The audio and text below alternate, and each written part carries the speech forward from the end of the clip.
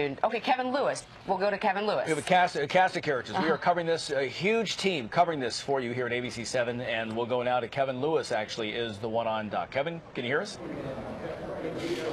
Yeah, I can hear you guys loud and clear, Larry and Jimmy. What we just heard was the second formal press conference from Governor Larry Hogan. And like we heard last night, the governor skirting around many questions when it came to who is ultimately to blame for what many are calling a delayed response here for that state of emergency to be declared.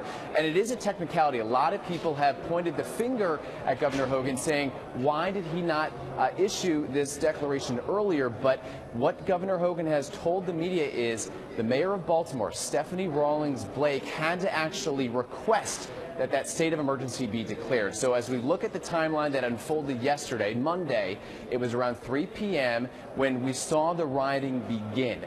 And it wasn't until, this is according to the governor, 6:30 that the mayor actually said, pull the trigger here and issue that state of emergency so we can get the National Guard in order. We can call in Maryland State Police and other resources from across the Mid-Atlantic region. I asked the governor who is ultimately to blame. He said this isn't a time when blame should be issued. In regard to where things stand now, the governor said there has been no active rioting this morning, which is, of course, good news, but there is significant concern that things could strike up again.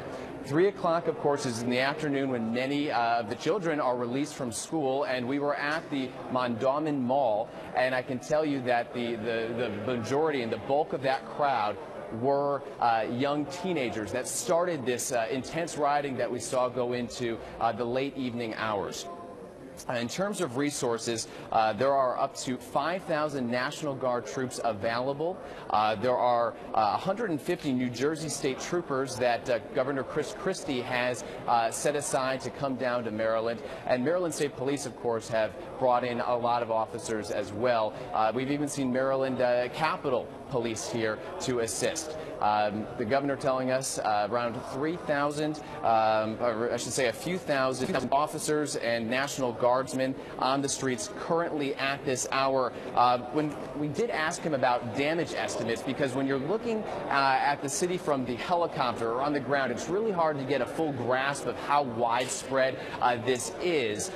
There are no official damage estimates, whether it be a numerical in total for an overall cost or just number of businesses or homes destroyed, but there are insurance adjusters combing the streets of Baltimore right now trying to get a firm number in place. And there are just so many. I asked people on Twitter to send me some questions about things that they want to know. One person asked me, what about all those prescriptions that were stolen from that CVS that caught fire?